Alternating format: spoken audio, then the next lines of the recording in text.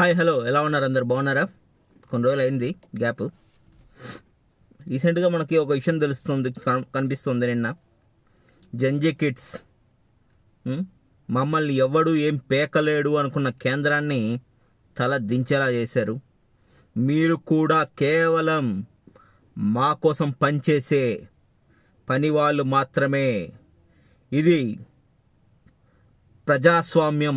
ప్రజాస్వామ్యం అని మరొక్కసారి నిరూపించారు. హ్యాట్స్ ఆఫ్ ప్రతి ఒక్కరికి దీనికి సపోర్ట్ చేసిన ప్రతి ఒక్కరికి హ్యాట్స్ ఆఫ్. ఎందుకంటే పిల్లల భవిష్యత్తు అక్కడ, భవిష్యత్తుని అర్థం కాని పరిస్థితికి తీసుకెళ్తే ఎలా ఉంటుంది రియాక్షన్ మరొక్కసారి చూపించారు. Congratulations for each and every one behind this resignation. Number 2, Jagan గారు నారా లోకేష్ని కూడా రిజైన్ చేయాలి కదా అని ఒక క్వశ్చన్ లేవనెత్తారు. ఒక స్టేట్మెంట్ రిలీజ్ చేశారు. అస్సలు గట్టిగా మాట్లాడితే నారా లోకేష్ అతనికి ఎడ్యుకేషన్ మినిస్ట్రీ ఇవ్వడమే తప్పంట. ఏం తెలుసని ఇచ్చారు?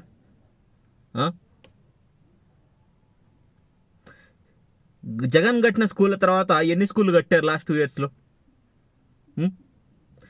ఎంతవరకు చంద్రబాబు నాయుడు గారితో గవర్నమెంట్ స్కూల్ని ఎంకరేజ్ చేయిస్తున్నారు? మొన్న ఆయన వెళ్ళి ప్రైవేట్ స్కూళ్ళల్లో సూపర్ ఎక్సలెంట్ అని చంకలు కుదరం తప్ప ఈ గవర్నమెంట్ స్కూళ్ళకి, గవర్నమెంట్ మెడికల్ కాలేజీలకి, గవర్నమెంట్ పోర్ట్స్కి, గవర్నమెంట్ రవాణా వ్యవస్థకి వ్యతిరేకంగానే ఉంది స్టార్టింగ్ నుండి. ఇప్పుడు కొత్త వాళ్ళు రిజిగ్నేషన్ చేశారా చేయలేదా అనేది వేస్ట్ టాపిక్కే. మీకు చేతన అయితే నెక్స్ట్ టైం గెలిచి గతంలో జరిగిన తప్పుల్ని సరిదిద్దుకోండి. మీడియా పిచ్చివాగుడు వాగితే ఈసారి మా పవన్ కళ్యాణ్ గారు చెప్పినట్టు కొక్కిపట్టి నార తీయండి. తప్పుడు సమాచారాన్ని స్ప్రెడ్ చేస్తే 30,000 మహిళలు ఎత్తకపోయారు, కిడ్నాప్ చేశారని కొక్కిపట్టి నార తీయండి మీకు చేతనైతే. అంతేగాని ప్రతిపక్షంలో కూర్చొని రిజిగ్నేషన్ అంటే ఎవడు ఇయ్యడు అక్కడ. అర్థమైందా?